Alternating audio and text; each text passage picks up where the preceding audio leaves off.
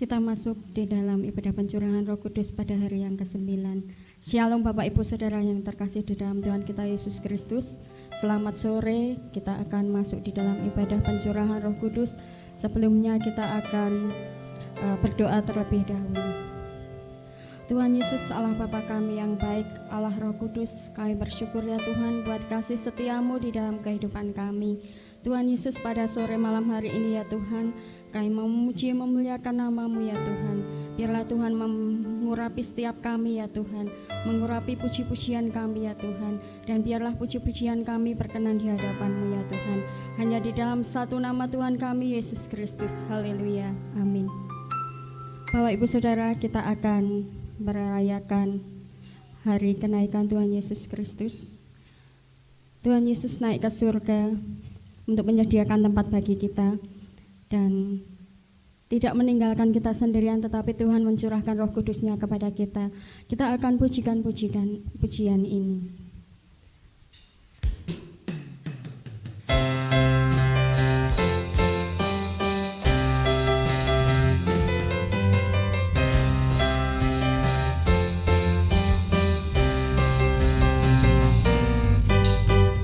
Rayakan Yesus, rayakan, rayakan Yesus,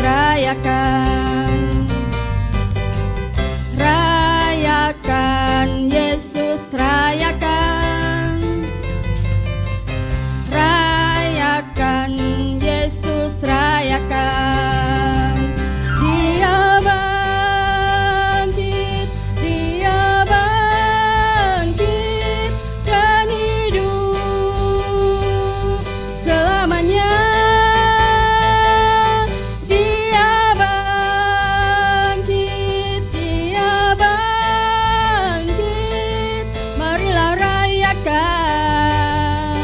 Kebangkitan Tuhan kita, rayakan Yesus, rayakan, rayakan Yesus, rayakan, rayakan Yesus, rayakan, rayakan Yesus, rayakan. Dia bangkit dan hidup selamanya. Dia bangkit, marilah rayakan kebangkitan Tuhan kita. Rayakan Yesus, rayakan, rayakan Yesus, rayakan, rayakan Yesus, rayakan, rayakan Yesus, rayakan. Dia bangkit dan hidup selamanya. Dia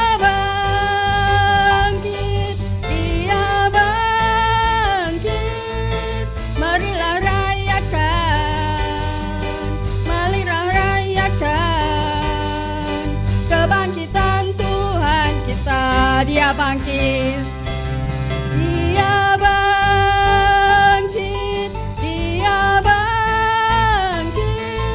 dan hidup selamanya. Dia bangkit,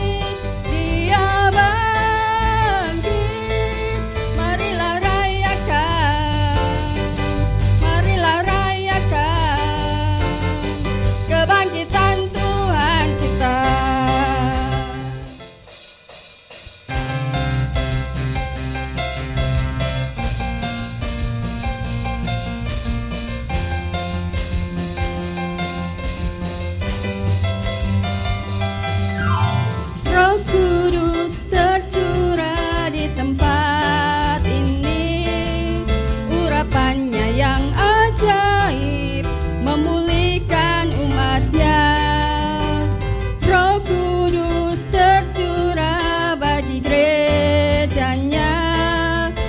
membangkitkan umat pilihannya. Hari inilah harinya Tuhan, saat pembebasan tiba. Belenggu dosa telah dipatahkan, mari bersorak bagi Dia. Anggur baru tercurah, penuhi umatnya dengan sukacita. Oh, minyak baru tercurah, urapi umatnya, nyata kuasanya. Roh Kudus tercurah di tempat ini, urapannya yang ajaib memulihkan umatnya. Roh Kudus tercurah bagi gerejanya, membangkitkan umat pilihannya. Hari inilah harinya Tuhan, saat pembebasan tiba. Belenggu dosa telah dipatahkan, mari bersorak bagi Dia. Anggur baru tercurah, penuhi umatnya dengan sukacita. Oh, minyak baru tercurah, urapi umatnya, nyata kuasanya. Anggur baru tercurah, penuhi umatnya dengan sukacita. Oh, minyak baru tercurah, urapi umatnya, nyata kuasanya. Nyata kuasanya, nyata kuasanya.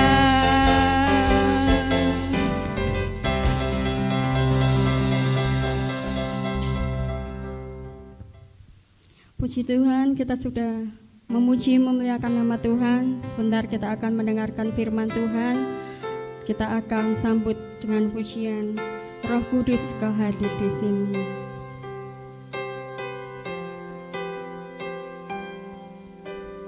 Roh Kudus, Kau hadir di sini. Roh Kudus, ku mengasihimu.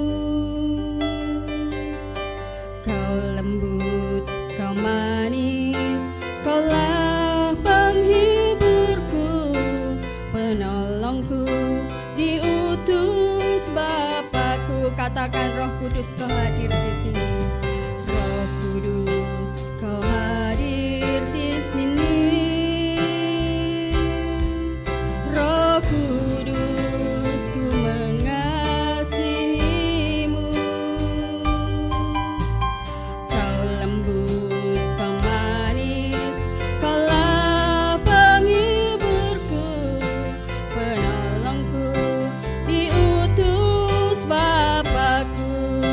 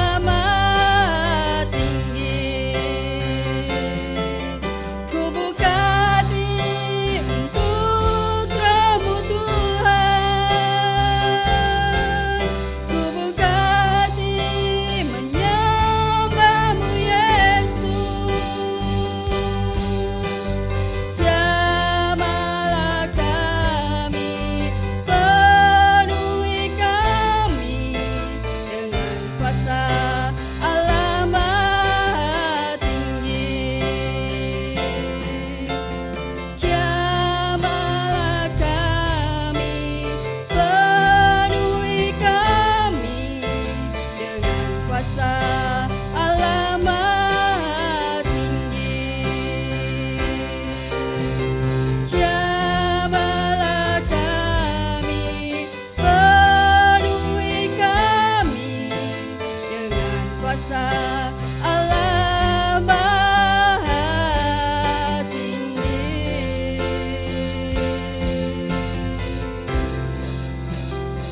Haleluya Yesus.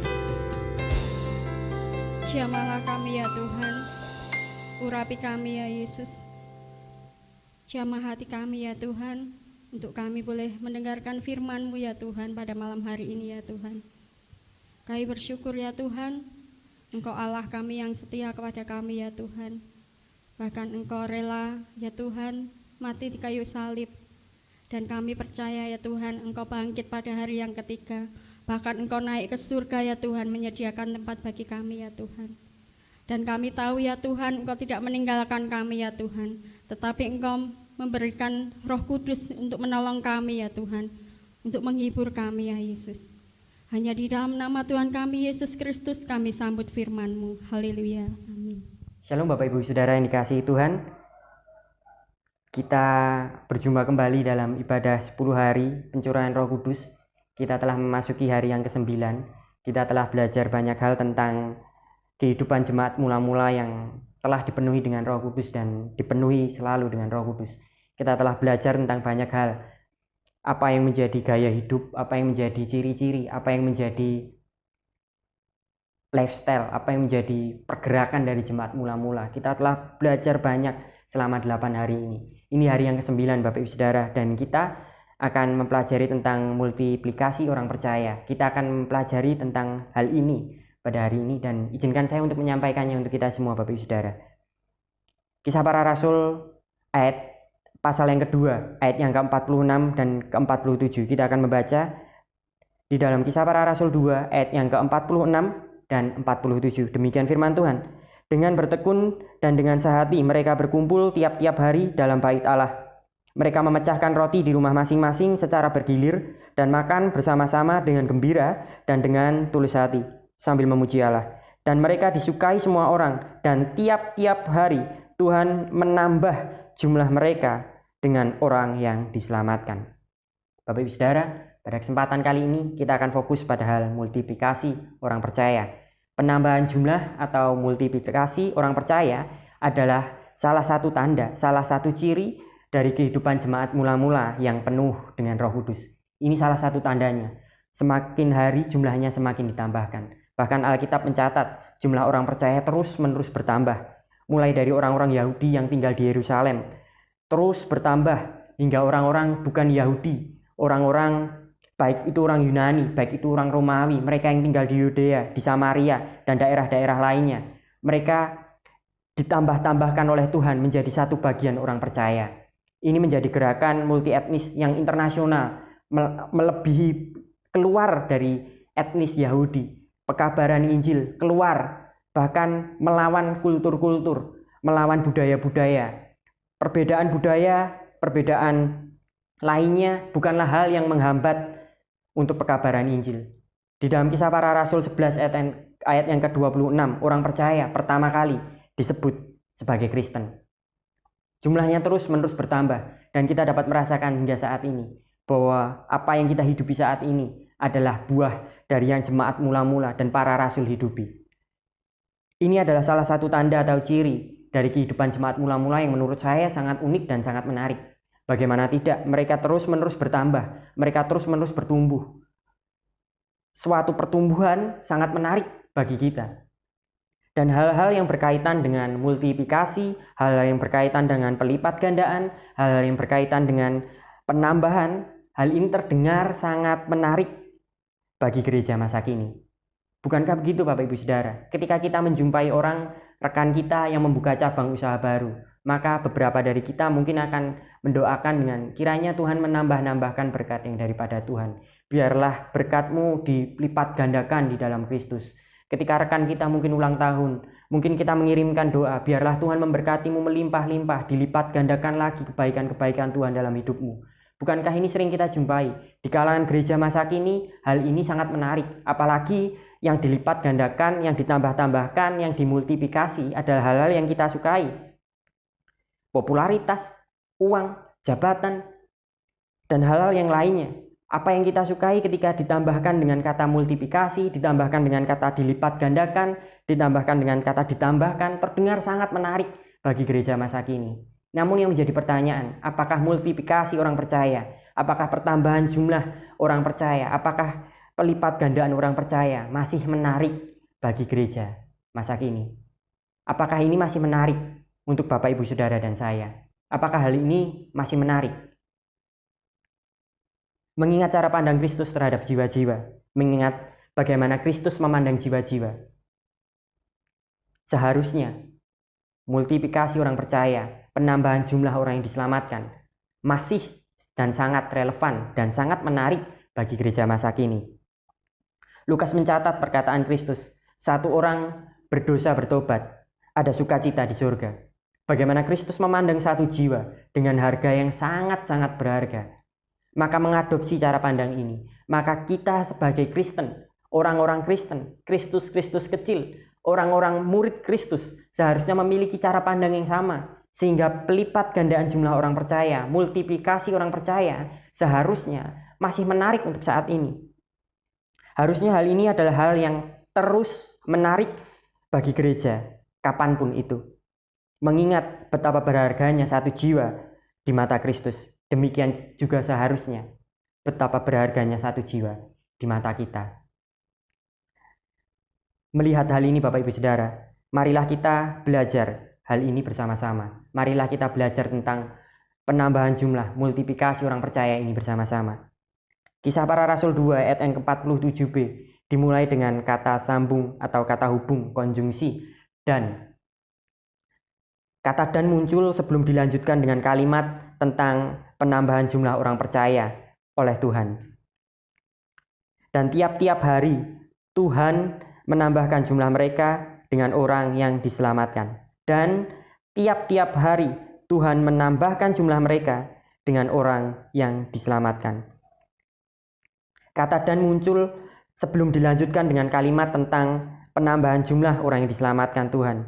Kata hubung ini Bapak, Ibu, Saudara, kata hubung dan ini sering muncul untuk menghubungkan suatu hubungan atau komposisi. Kata ini sering muncul untuk mengaitkan antara satu kalimat dan kalimat selanjutnya. Untuk mengaitkan hal ini. Sekalipun kalimat ini setara, namun disambung dengan kata dan. Ada keterkaitan antara satu hal dan hal yang lainnya. Ada keterkaitan antara satu hal dan hal yang lainnya. Memiliki keterkaitan dalam satu komposisi. Maksudnya seperti ini Bapak, Ibu, Saudara. Memang Tuhanlah, dari ayat ini kita jelas membaca bahwa Tuhanlah yang menambahkan jumlah mereka. Dan kita paham bersama bahwa memang Tuhanlah yang menambahkan jumlah orang percaya. Tuhanlah yang melakukan multiplikasi orang percaya. Namun bukan berarti kita tidak memiliki bagian dalam hal ini. Tuhan memang yang menambah-nambahkan jumlah mereka. Namun bukan berarti mereka tidak memiliki bagian dalam hal ini. Demikian pula dengan kita. Tuhan yang memultiplikasi orang percaya. Namun bukan berarti kita sebagai orang-orang percaya lepas tangan dan tidak memiliki bagian dalam hal ini. Kita sebagai orang percaya dilibatkan Tuhan di dalam proyeknya yang sangat mulia. Betapa bersyukurnya kita masuk di dalam sebuah proyek yang sangat mulia tentang keselamatan yang Tuhan miliki. Bapak, Ibu, Saudara, bahwa lewat kehidupan jemaat mula-mula kita dapat melihat bahwa Allah bekerja melalui mereka untuk menyelamatkan orang berdosa yang belum percaya. Bukan berarti ketika kita memahami bahwa penambahan jumlah ini adalah kehendak Tuhan, adalah hal yang dilakukan oleh Tuhan, bukan berarti kita lepas tangan. Namun ada bagian kita untuk mengerjakan hal ini. Bahkan lewat cara hidup jemaat mula-mula kita dapat melihat Bapak, Ibu, Saudara, bagaimana jumlah mereka ditambahkan. Lewat cara hidup jemaat mula-mula ini sebagai sarana Tuhan dalam pekabaran Injil. Allah bekerja melalui cara hidup jemaat mula-mula yang penuh dengan Roh Kudus sebagai sarana pekabaran Injil. Lewat cara hidup jemaat mula-mula, Allah bekerja dan Injil diberitakan. Tuhan bisa saja Bapak, Ibu, Saudara menggunakan sebuah pengalaman supranatural, menggunakan pengalaman yang di luar nalar manusia untuk membuat orang yang belum percaya menjadi percaya. Sama seperti ketika Saulus bertobat. Saulus melihat cahaya yang berbicara kepadanya, maka Saulus bertobat. Allah bisa saja menggunakan hal ini. Namun betapa baiknya Tuhan, betapa baiknya Allah. Dia melibatkan kita masuk dalam karya keselamatannya. Dia melibatkan kita sebagai sarana agar Injil diberitakan, agar keselamatan ini dapat diterima oleh banyak orang. Betapa bersyukurnya kita Bapak Ibu Saudara, bahwa kita dipakai Allah untuk sarana menyelamatkan banyak jiwa. Bapak Ibu Saudara, Allah tidak hanya bekerja di dalam kita, namun juga melalui kita untuk mereka. Allah tidak hanya bekerja di dalam kita, keselamatan, namun juga melalui kita, hal penginjilan untuk mereka, orang-orang yang belum percaya. Maka seharusnya setiap orang percaya tanpa terkecuali memperhatikan cara hidupnya, karena hidupnya dapat menarik orang untuk datang kepada Kristus. Karena dari cara hidup orang percaya, multiplikasi orang percaya dapat terjadi. Karena lewat cara hidupnya, banyak orang akan tertarik kepada Kristus. Maka seharusnya setiap orang percaya tanpa terkecuali harus selalu memperhatikan bagaimana caranya hidup. Bukan hanya hamba Tuhan, bukan hanya orang-orang rohaniwan yang memperhatikan cara hidupnya, bukan hanya orang-orang mahasiswa teologi yang memperhatikan bagaimana hidupnya, bukan hanya orang-orang yang mendalami tentang teologi yang memperhatikan hidupnya, tapi setiap orang percaya seharusnya memperhatikan hidupnya. Seharusnya setiap orang percaya memperhatikan bagaimana dia hidup. Ingat Bapak Ibu Saudara, bahwa kita bukan lagi orang awam, tapi kita adalah seorang imam. Kematian Kristus memperbarui identitas kita. Kita bukan lagi awam. Setiap kita adalah orang-orang yang bekerja untuk Kristus. Secara tidak langsung kita adalah orang-orang yang dalam tanda petik rohaniwan. Maka seharusnya setiap orang Kristen memperhatikan bagaimana cara hidupnya dengan baik. Karena lewat cara hidupnya, mereka dapat menyelamatkan, memultiplikasi orang percaya.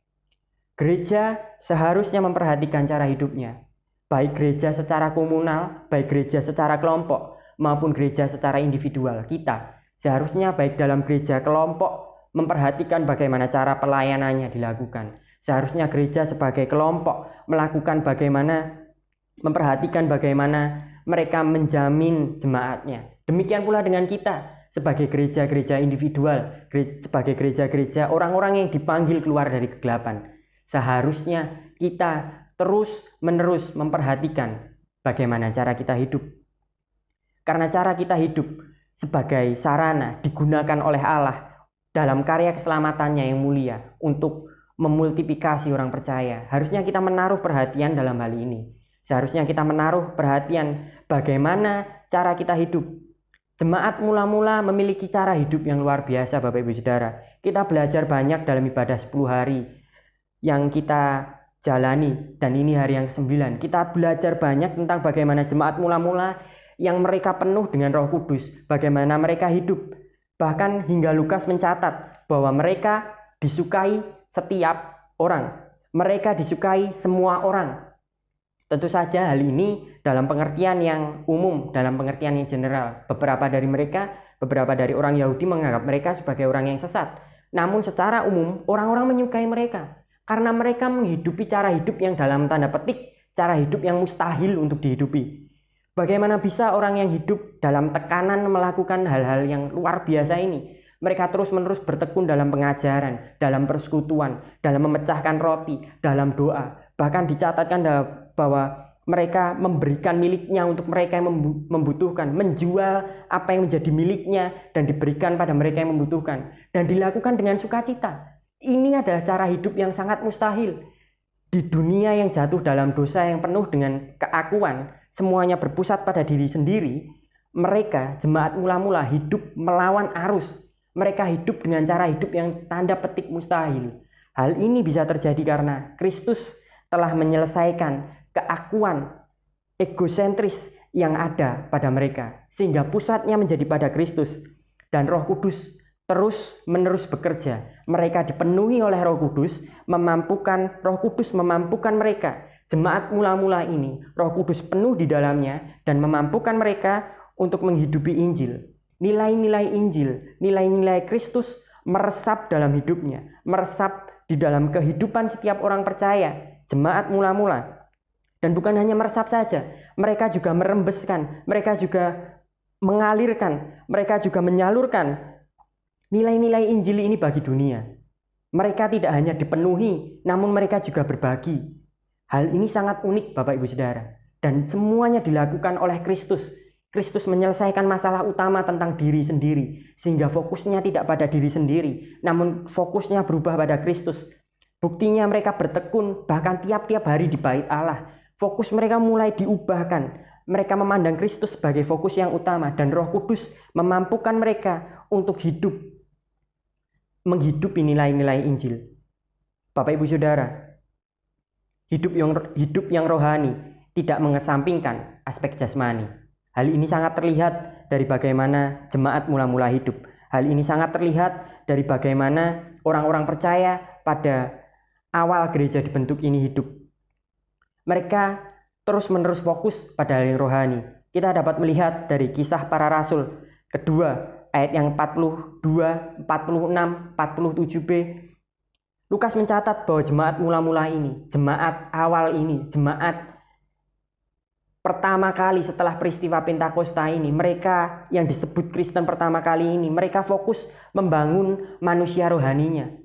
Orang-orang Kristen, murid-murid ini fokus membangun manusia rohaninya. Mereka tekun dalam pengajaran rasul-rasul. Mereka tekun dalam persekutuan. Mereka tekun dalam memecahkan roti. Memecahkan roti, beberapa memiliki pandangan ini sebagai perjamuan kudus. Namun beberapa juga memiliki pandangan bahwa ini adalah tradisi makan bersama.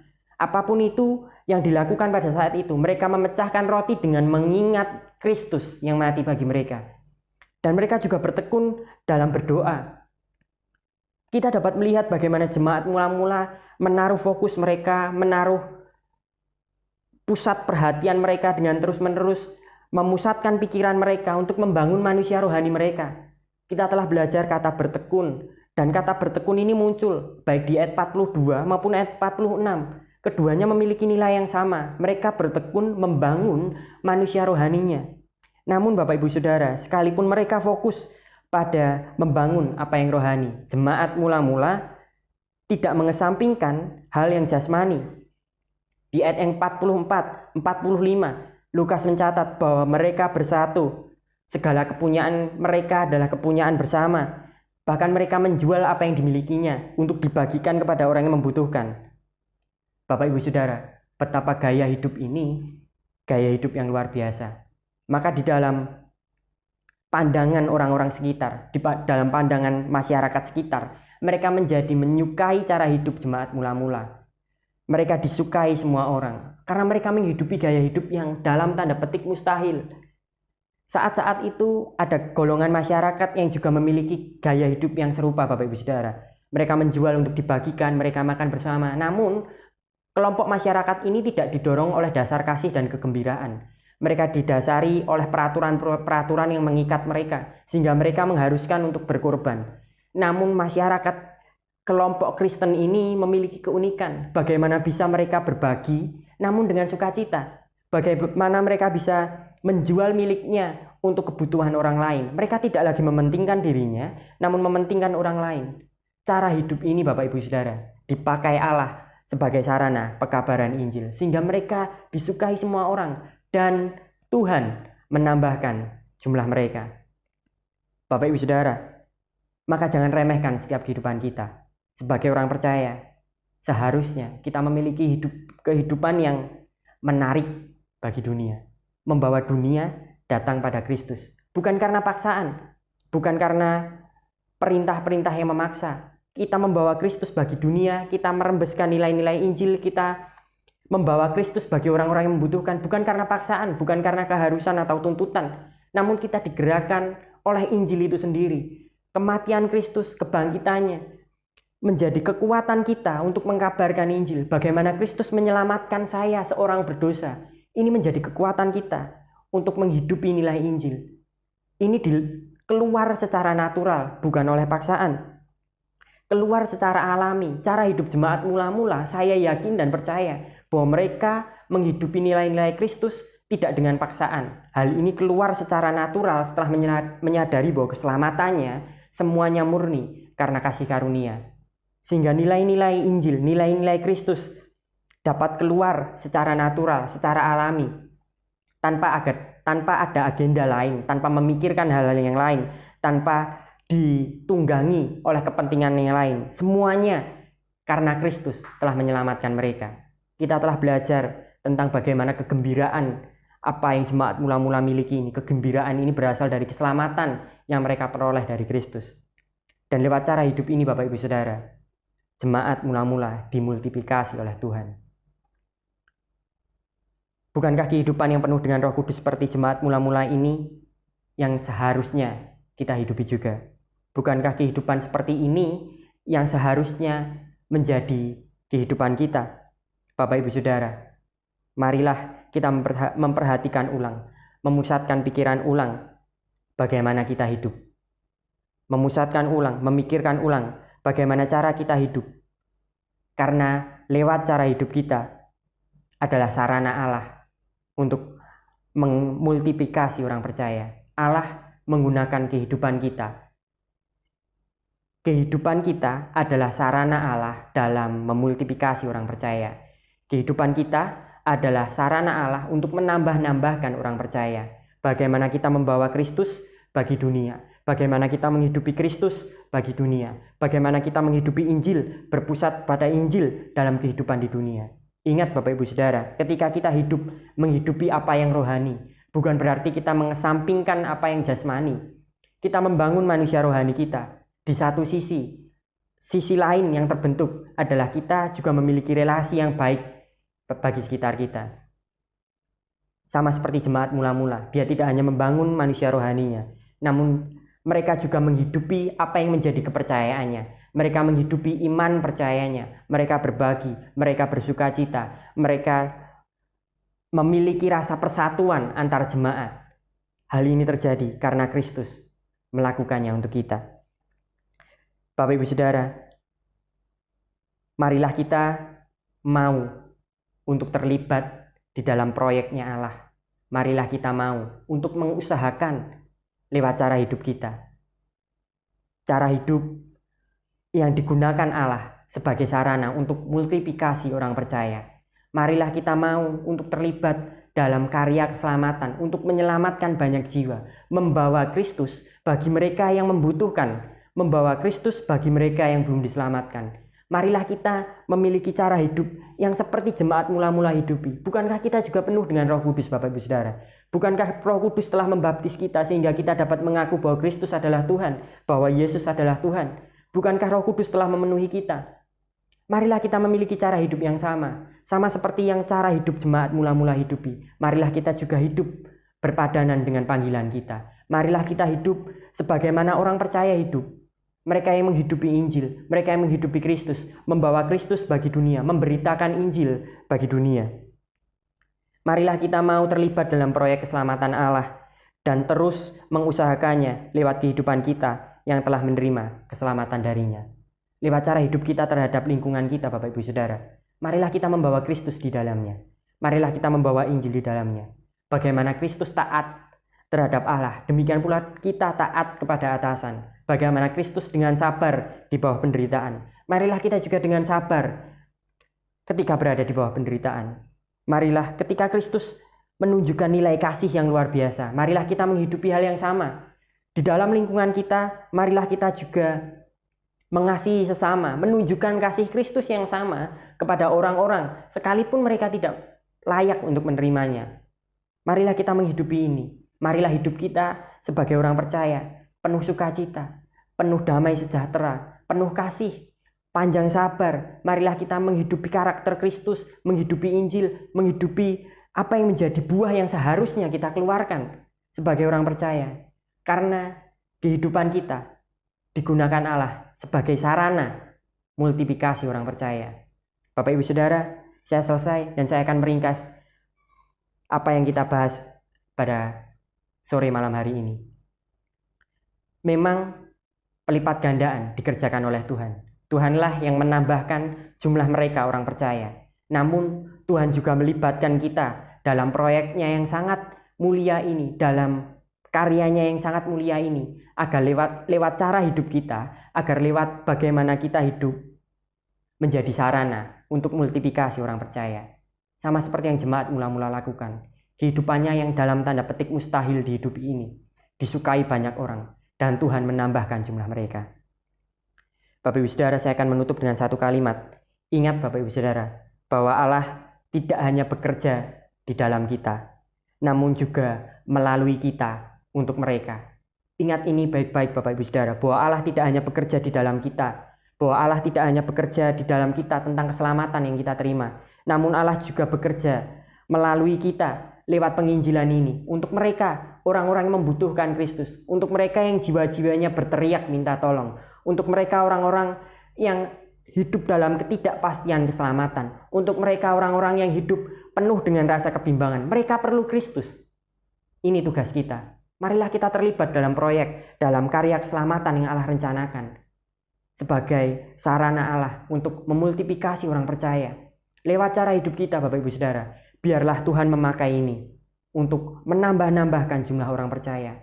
Biarlah hidup kita menjadi menarik bagi dunia dan membawa dunia datang pada Kristus, membawa Kristus juga datang pada dunia, menghidupi nilai-nilai Kristus untuk dunia. Bapak Ibu Saudara, saya selesai. Marilah kita merenungkan firman ini. Kita memperhatikan bagaimana setiap kita hidup, bukan hanya untuk rohaniwan, bukan hanya untuk orang-orang yang bertekun dalam hal teologi, bukan hanya orang-orang yang tertarik memiliki dedikasi dalam hal kekristenan, namun setiap orang percaya. Marilah kita memperhatikan hidup kita. Karena hidup kita, bagaimana cara kita hidup adalah sarana Allah untuk memultiplikasi orang percaya. Mari Bapak Ibu Saudara, kita tutup firman Tuhan pada sore malam hari ini di dalam doa. Bapa, kami mengucap syukur Tuhan telah berbicara atas setiap kami. Tuhan mengingatkan kami, Tuhan menegur kami, Tuhan menolong kami, Tuhan membimbing kami, Tuhan mengajar kami untuk tinggal dalam kebenarannya Tuhan, untuk memperhatikan bagaimana kita hidup. Karena lewat cara hidup kita, hidup yang menghidupi Injil, hidup yang menghidupi Kristus, hidup yang berpusat pada Injil, hidup yang berpusat pada Kristus, lewat cara hidup ini, maka dunia akan melihat Allah. Lewat cara hidup yang seperti ini, sama seperti jemaat mula-mula hidupi, adalah cara hidup yang membawa Kristus pada dunia. Nilai-nilai Kristus tercermin di dalam kehidupan setiap hari kami. Biarlah nilai-nilai Injil boleh kami rembeskan, boleh kami alirkan, boleh kami sebarkan kemanapun kami berada. Sehingga lewat cara hidup kami, multiplikasi orang percaya, pelipat gandaan orang percaya, penambahan jumlah orang percaya, orang-orang yang diselamatkan terus bertambah lewat cara hidup kami.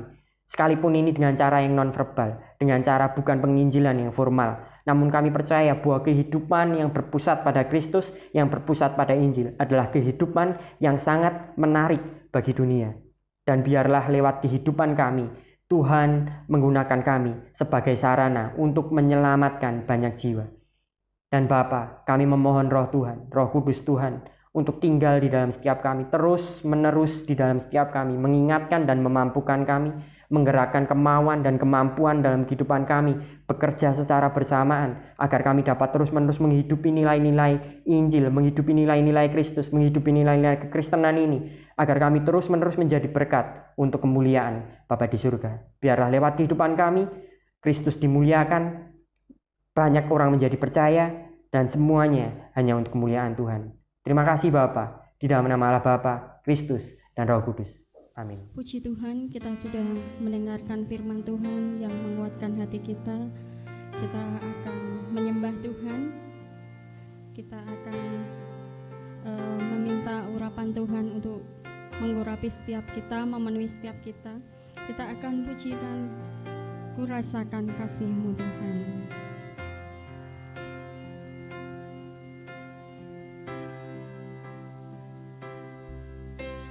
Rasakan kasih-Mu Tuhan, ku rasakan kuasa-Mu Tuhan, ku rasakan kasih kuasa Roh Kudus, ku rasakan kehadiran-Mu, ku rasakan kasih-Mu Tuhan. Rasakan kasih-Mu Tuhan.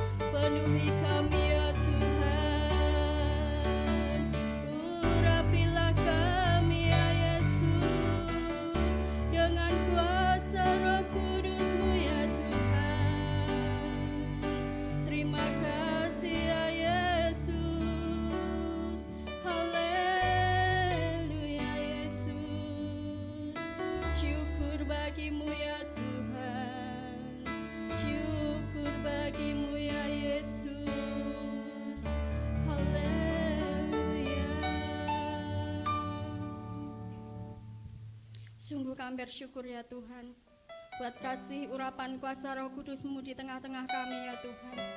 Kami bersyukur ya Tuhan, Engkau telah penuhi kami dengan kuasa Roh Kudus-Mu ya Yesus. Bahkan Engkau tinggal di dalam hati kami masing-masing ya Tuhan, mengurapi setiap kami masing-masing ya Tuhan. Kami bersyukur ya Tuhan atas Roh Kudus-Mu itu ya Yesus. Tuhan Yesus, kami bersyukur ya Tuhan untuk ibadah pencurahan Roh Kudus pada malam hari ini ya Tuhan. Tuhan Yesus, biarlah kami boleh setiap hari boleh ada di dalam kuasa Roh Kudus-Mu ya Yesus. Tuhan Yesus, kami sebentar mau mengakhiri ibadah pencurahan Roh Kudus pada malam hari ini. Hanya di dalam nama Tuhan kami Yesus Kristus, kami akhiri ibadah pencurahan Roh Kudus malam hari ini. Haleluya.